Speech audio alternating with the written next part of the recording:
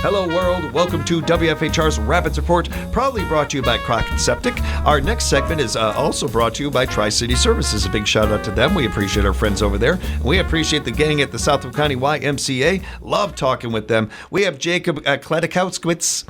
Ooh, no, I got it wrong. Klakowitz. I was close. I was confident, and that was the problem. I shouldn't have gone in confident. Jacob, it was really good to have you with us, man. Appreciate the time. Yeah, thanks for having me. Got a lot to get to, and certainly we're starting off with gymnastics. I know the audience, I've mentioned this many times, one of my favorite ones. I love gymnastics. I like watching it. I'm not very good at it or anything, but it's a lot of fun, and it's so great for kids.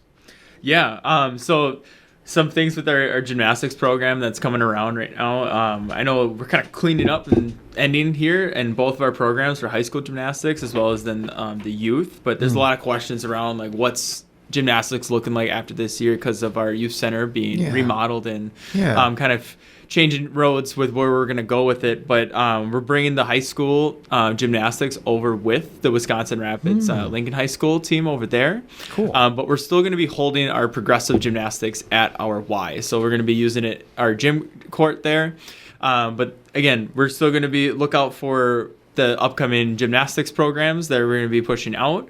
But yeah, we're excited to keep it in-house still, but also be able to basically work with Lincoln High School. If I have this right, these are the little more of the advanced classes that are going to be over there, the progressive ones. That's a little more the top notch. Or do I have it reversed? Reverse, yeah. So the progressives, we're learning skills, we're building up as we go. That's more or less just like the basics. Really trying to understand what gymnastics is about and like what they really want to do within gymnastics, and then they can continue that skill development over at the high school. To keep that in-house is nice. Not only the area is set up really well for it and everything, but at that age to really, especially with gymnastics, where it is that age that a lot of kids are starting and finding whether either they like it and not only good at it, but so oftentimes a next 10, 20 years of that's what they're doing for doing gymnastics, getting into it. Yeah, and it's crazy. Like, I mean, this might be just from a fitness perspective as well as then a sports perspective, but gymnastics is so good for youth, just the development purposes through coordination, body awareness, balance, strength.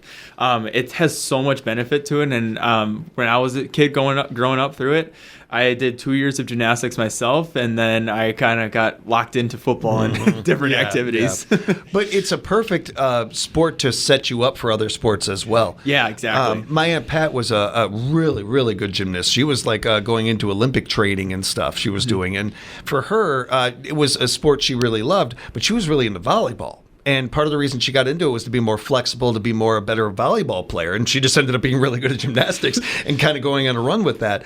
I think it's a great point about that. It's not only all of those things, but also one of the few activities and sports that you can have your kid do, and they're working everything. They really are working everything on almost any type of thing. And one other point about this, too, that I think is great, because sometimes I know as a parent and for parents out there, you're looking at these sports and, well, this is a team sport. This is an individual sport or that. I think that with gymnastics, it may be looked at as a single sport sometimes. It's such a team sport. I see very few more rooting for each other than gymnastics teams. Yeah. And the way that they are just a unit and all rooting for each other and the camaraderie that exists with that. I know people that are still friends and they haven't been in a gymnastics class in 20 years together, but they're still friends from it and everything. It really does create a lot of that energy. Yeah, and the staff that we have are awesome. Like, we competed really well at a high level at nationals this year, and to be able to continue that is fantastic. And like you were saying, like gymnastics, just being able to work with kids and learn different skills. We also still have one more last week of camp that's still available. So if anybody's interested, a camp's another good way just to learn different skills, but not in obviously like body awareness skills, but I mean, we got archery, fishing, just kind of like those outdoor activities. But we have one more week of that, August 25th through the 29th. And if you have any questions, you can contact Baxter. And we'll get that information out there before we wrap up of how you can do that. It's kind of cool that you mentioned that about going from gymnastics and falling in love with football. I'm a big fan of wide receivers, and I remember hearing as a kid that Lynn Swan took ballet classes to help him with his footwork, and how wild I thought that was. I immediately now, if I'm a football coach, I'm having every one of my guys taking gym classes, gymnastics classes. Like, imagine how much more flexible our wide receivers would be and everything. They're a great idea. No, exactly. But in all seriousness, actually, what you really made me think about there, Jacob, and I don't know if it's intentional or not, but we kind of touch on this from time to time. We're seeing so much of the youth in this day and age. Oh, you could throw a fastball 60 miles an hour. That's all you're doing. That's all you're doing is throwing a baseball now for the next 5-6 years of your childhood. And then, of course, what do we see? We see them get older, and that arm is done before they're even in the majors or even have a chance to get a scholarship or some of those things. I know my brother and a lot of the parents that I know out there are very strong about, hey, play all of it. You know, yeah, you're good at baseball, but I know you like to play soccer too, so play some of that. Encouraging your kids to try multiple sports and to play multiple things, regardless of what they're good at or what they're not good at. Remembering that this is so much about them getting exercise, them having fun, meeting new people. And yeah, if they're great at a sport as dads, we love that. Yes, I'm not going to deny that. But it's also not the big, it's not about us. It's not about that. No, there's tremendous value when it comes to dipping in your toes into different activities and different sports, especially in the youth. Like, you don't know who's going to be good at what and who's going to be bad at what, but it doesn't matter. The good and the bad still develops that child into the athlete that they're going to be. And whether that's hand-eye coordination through throwing a baseball, or if it's body awareness doing gymnastics, if it's speed from doing track and field, or even soccer, learning how to be agile and maneuver yourself. Like, those are all important tools, not only in just sports, but just daily activity and functional life. There are a few jobs, I think, that when you're young that are available at times, but are also are opportunities to be in shape. and I don't know about other people. I know when I was in my late teens, my 20s, that was a big deal to me, fitness, staying in shape, and all those things. And I had jobs, so I didn't really think about being a lifeguard. But when we're talking about being a lifeguard or CPR certified course, some of the courses that we're going to get into here and everything, there are a few things where I'm like, well, yeah, you have to be in shape for these, pretty, good shape at least. And that's not a bad thing. Like, at that age, that's something you may want an excuse to do. Like, oh, well, I got to be in shape. I'm a lifeguard or something. Yeah. As we're wrapping up summer, it's never a bad idea to touch on this for next year or just in the future in general. Yeah. And so lifeguarding and CPR certification courses, let's get into that a little. For sure. I mean, when you talk about lifeguarding and what you need to be fit for, you do need to pass a swim test when you're trying to become a lifeguard. But what we're really trying to make available for everybody is to have the opportunity to become a lifeguard. And how we're doing that is we're having free classes for people to come in and be able to develop those skills specifically to the swim test so you can pass it. But we also really have financial support for those lifeguards who are looking for that certification. So just by simply reaching out to us, we can get you set up in that lifeguard certification. But it comes with a lot of different skills, right? It's being able to, one, handle a chaotic situation under pressure. That is a really good skill to have when you're trying to do any type of job. But we also are going to be able to help you get CPR certified, but also know how to do that at a high level. And again, under pressure in a chaotic situation. And granted, thankfully, we don't have to deal with those situations as often, but you still need to be ready to be hands-on for that. But we are definitely looking for some more lifeguards to help us out, be able to have these pools open for the community as well as then serve the community.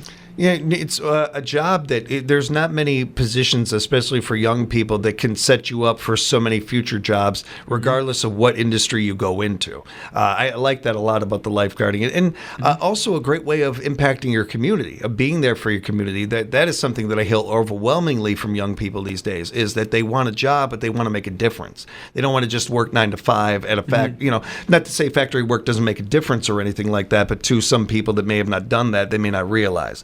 Being a lifeguard, you're really making an impact. You're really making it. They for one, they can't do the swimming without it. You need a lifeguard at these places to be able to do that. So you're giving your community and these kids an opportunity for that, and certainly, of course, in the extreme circumstances of saving a life. Yeah, that's an opportunity that most people don't have very often, and at that age to learn those things is really cool to think of. And I know know when you think of a lifeguard, most of the time you think of somebody sitting in a stand, but there's a lot more to it when you're sitting down there, counting heads constantly, making sure that you have the right numbers for lifeguards to people who are using that pool, being basically on your toes in case something does happen, and being able to help then service those members who are using that pool with maybe potentially getting equipment, just helping them around to find the right access points.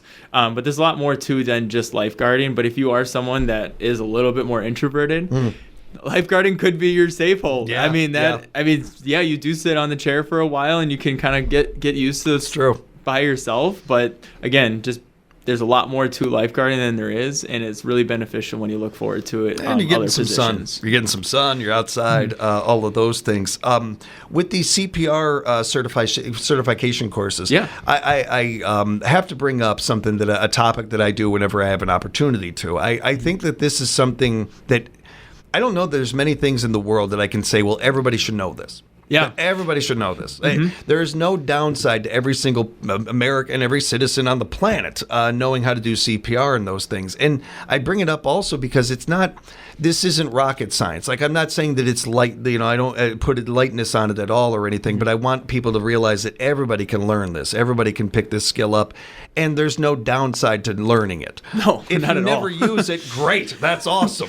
But boy, it's good to know in the back of the brain if you do need it. Exactly, and that's why our CPR courses are now open to the public. Our next course is scheduled August 21st from 12 to 5 p.m. And that, again, we just want to make sure that everybody has those skills. But like you were saying, like, it's good to know how to give CPR, proper CPR, as well as then first aid. And we do hands-on training with mannequins, as well as then take an exam to make sure that you understand where you're really coming from. I like TVs and movies. I think they're great. Very seldom, if ever, if you've seen a TV or a movie show, they really get this right. I think also for some people, well, it seems simple. I know how to. No, you don't. No, you need to be taught by a professional. You do not want to attempt this on a fly. This is something you want to know and learn. And I one other thing about this that I don't get a chance to touch on when the topic does come up, the comfort that you have with this. You feel better when you know your car is insured. You feel better when you know your home is insured. This is insurance for you and your loved ones. This really is. Yeah. It's another level of that. Knowing that you have this in the back of your brain, if you ever need it, is a comfort that I don't know really how to explain to people unless you really do learn this information. You're like, oh, I got that. I know this. Yeah, I guess I never really thought of it in that perspective. That's a cool way of thinking about it. There's so many things that can stress us or get us a little, like, wake us up in the middle of the night kind of things. Yeah. There's not a lot of that stuff that we can always do something about. Here's one of those ones where you can have that information. You take this class. It's not a long class. It's not something that you have to, 6 months it's going to take you to learn this or something, and you got to take a test at the end, and all these things that, you might think of when learning. This isn't that kind of learning. This is something that I think also, another thing that I hadn't thought about with this. Everybody learns differently. With this course and the way that it's taught, it's really tailored to any type of learner. Yeah, 100%. And we do make up stuff too, where we don't let you just make up the exam. We sit down with you, we go through that. That's cool. And we really explain, like, okay, in this situation, when is this applied? How many beats, right, that you need to be pumping for that certain amount of time? And when do you get breaths? How do you get breaths, right? Like, if you get those wrong on the exam, we go back with you and make sure you understand that knowledge, because it's better to know what you're doing rather than just trying to fly by answering multiple choices. When were those classes available? When were they? Yeah, those classes, we have our next scheduled class August 21st, 12 p.m. to 5 p.m. We're speaking with Jacob from the Southwick County YMCA, thanks to our friends at Tri-City Services and Crockett Septic, and an event that we're excited about being a part of around here at the studios. We got the Bridge to Bridge run coming up. Oh, yeah. I'm excited about that. Yeah, that's a big one. The Bridge run is going to be at Witter Field. We have an awesome T-shirt made. It's going to be a long sleeve, North Carolina blue. Ooh. Oh, yeah. Oh, I got to get one of those. Love those colors. Got to get one of those. Yeah, that's going to be next week, August 16th. Race starts at 8:30. We'll do awards at the end once everybody kind of finishes up, but we'll all be back and finishing at Witter Field. Now, this is a 5K, but not necessarily a long run, a long race. No, yeah, it's a 5K race, right? 3.2 miles. It can be walked, it can be ran.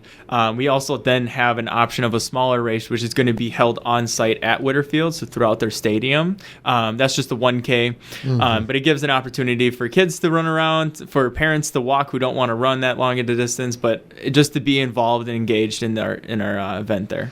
This has been going on for a while, and I know talking to people in years past how sometimes they run into people that this is the event they usually run into them, and they look forward to that.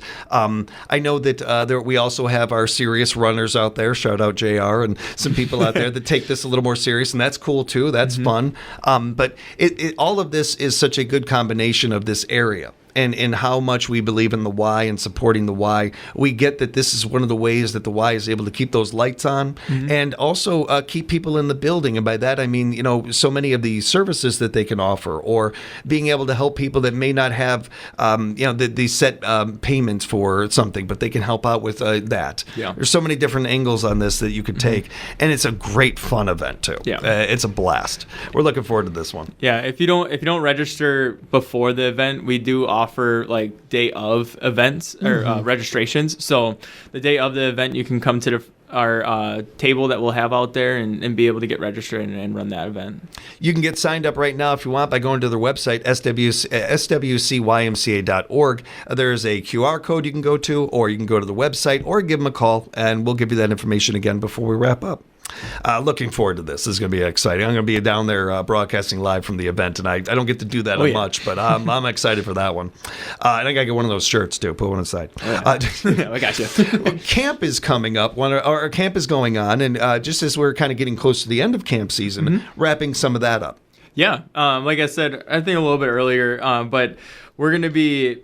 there's still time to register for camp. Yeah. We have one more week, August 25th through the 29th. If you're interested in just getting a last hoorah with the friends for your kids, or just so they can get that experience or taste for it for next year, feel free to reach out to Baxter for more information about it. I can leave his phone number here at 715-818-6010. But yeah, if you have any questions, feel free to reach out to him. Yeah, and again, I think you've made a great point there about even if they just take in a day or two or some, maybe get an idea if they want to do it completely next year or something. Yeah. It's a really good idea. I just wanted to touch on a couple of things real quick, as long as I got the Y in the studio with us. You got swim lessons coming, or swim lessons that we want to remind everybody about as well. Yeah, we got some swim lessons starting up September 8th. If you are, again, looking for more information about swim lessons, but also about the CPR certification, feel free to contact Ian Hess. His phone number is 715-818-6014, but those are still available for kids to jump in and learn some skills when it comes to swimming. Good time of year to learn it too. Getting ready for the fall season and everything, the kids get a little bit out there a little bit more, and certainly the confidence that a kid has once they learn to swim. Anytime we can build kids up like that, that's fantastic, along with, of course, the safety feelings and the comfort that you have of knowing your kid can swim, and just fun. It's fun. I love swimming. God, I love swimming. Exactly. I want to take swim lessons just so I have an excuse to swim. I never get myself out there otherwise.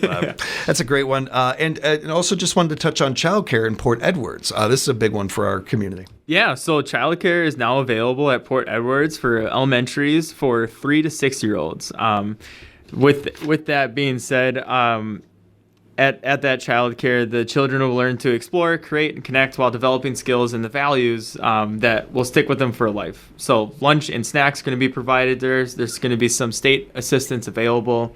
But again, kids ages 3 to 6 years old, September through June, Monday through Friday from 6:30 a.m. to 6 p.m.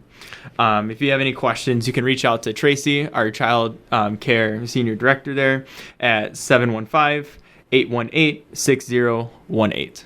Yeah, this is such a big deal for our community. Something like this. Congratulations to Y being able to do this, but also a big thank you for doing this. We know how important childcare is in this country, let alone in this state, and how behind we are on this one. Yeah. And any, when we see our nonprofits stepping up and doing things like this, one, it shows how much they're listening and paying attention to the community, but how much they care about the community. We're talking about not a business, a nonprofit, where every penny counts, and you've got got to not only be accountable for every penny and transparent about it, but make good use of it so you can keep the lights on and keep doing this thing. To take time and do something like that shows a lot of above and beyond to me for the community. Yeah, big time. I say a big discussion just in the state in general is that childcare piece, right? Is finding how can we have space for our kids to go to, knowing that it's safe, but also they're going to be taken care of. So we're really happy and proud to be able to provide those opportunities, even at our Wisconsin Rapids branch too. But then again, now over at Port Edwards Elementary. So please reach out to us if you are in need of some childcare. We try really making it affordable for everybody. And we appreciate that. And as a wrap up, Jacob, we get to wrap up talking football. We love football around here. Let's do it. Let's get into that. And a really cool collaboration that's going on that I don't know if enough people know about. Yeah, so we're really excited to be able to collaborate with the city of Wisconsin Rapids. This is for our flag football program, so we're going to have a lot more kids, a lot more teams. We're going to have some sick T-shirts, but that's going to be starting September 8th. And like, you think about it, that's 31 days away. Yeah, that is very right around the corner. And the football season starts pretty soon too, 4 weeks. Real season starts. Yeah, I'm so pumped for this. But yeah, if you have any questions, you can either reach out to myself or Baxter at 715-818-6010. But yeah, we're really excited to be able to collaborate with the city here, where we can have multiple fields, but also, again, a larger space and a larger competition space for kids to compete at. The way that the rise of football since I was a kid to now is really cool to see, and how many kids get into it. It certainly makes sense for the city and you guys to collaborate on that regard, and being able to expand this a little bit more, get more kids involved and all of that. But the essence of football is really on these levels. Like, I love the pro game. I'm going to be all glued to Saturday college football and everything. I love it. Oh, yeah. But I love high school and kids playing football, and it's such it's the ultimate team sport to me. It's the ultimate, no matter how good your quarterback is or how good your receiver is, if they're not on the same page, it don't matter. Things like that you learn at a young age, working with somebody else. And then in this situation, a lot of times, a kid from this school and a kid from this school learning too, that may have not met or played on a field together until high school or something. That's really cool. It's great for these kids to learn those skills, to be able to do that, along with, of course, playing a game that they love and is hugely popular. Yeah, exactly. And I'm a big fan of football. Granted, I'm kind of a little biased. I played football in college and everything. And when it comes to that kind of sports camaraderie, like when I was going through elementary school, and I even played football at the Y when I was younger. Right played on. football, That's yeah. cool. And it's cool to be then with that group of friends for 10 years. I played football with I can't since third grade all the way up through That's awesome. college. And there was one of my buddies.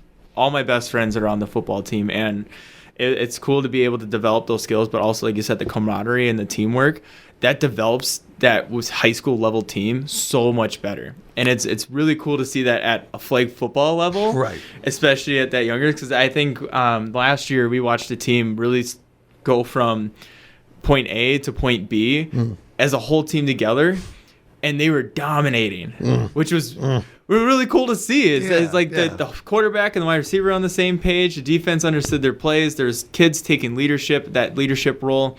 And this is just the start. This is just the development. And flag football itself is actually a growing sport. If you haven't seen that. We got the opportunity to coach Appleton North. I think it was Appleton North. Yeah, please don't hate me. But yeah, I coached Appleton North girls flag football team at the Green Bay tournament in Lambeau Field, and that sport I did not think was as big as it was. There was 15 teams there. There were college scouts there. There's colleges putting these teams together, like UW Oshkosh. I know UW Stevens Point's dipping into it a little bit, but these schools are really starting to wrap around this flag football, but mainly I think understanding that everybody deserves an opportunity to play football and be able to develop as a team and just build those relationships. That part is so cool to see more and more young women getting to play that wanted to play the game. I know my little sister was one of those that didn't have that opportunity that would have loved to. It'd probably been an incredible running back. Jillian was elusive, trust me. Somebody tried to catch her all the time. Yeah. But to your point about flag football, it's getting bigger, and it's only going to get bigger with it going into the Olympics and some of that. Yeah. So I mean, you're going to see that was pretty cool to see that. Yeah. And so I mean, you don't know, you might end up having a future future Olympian here, getting into these flag football games and stuff. It's really fun sport. It's really fun for these kids to learn, and there's nothing but fun and excitement going on at our Y. We encourage you to learn more and find out more. Jacob, if people want to reach out to you, how can they do that? Yeah, you guys can reach out to me if you have any questions about flag football or any of our other healthy living programs at 715-818-6015, or come visit me at the Y. And keep in mind, you can find out information about all these things, and we've only scratched the surface about what's going on at the Y. Find out more by going to their website, swcymca.org. Be sure to follow them on social media as well. Share their posts on your page. You just never know who might see it otherwise. Spread the word about these great events. We'll meet you at the Bridge to Bridge. It's going to be a lot of fun. Looking forward to it, and looking forward to hanging out again soon, Jacob. Thanks for the time. Yeah, thank you very much. I want to say a big thank you to, of course, Crockett Septic and Tri-City Services sponsoring the segment. Greatly appreciate them and all of you for joining us for another edition of WFHR's Rapids Report.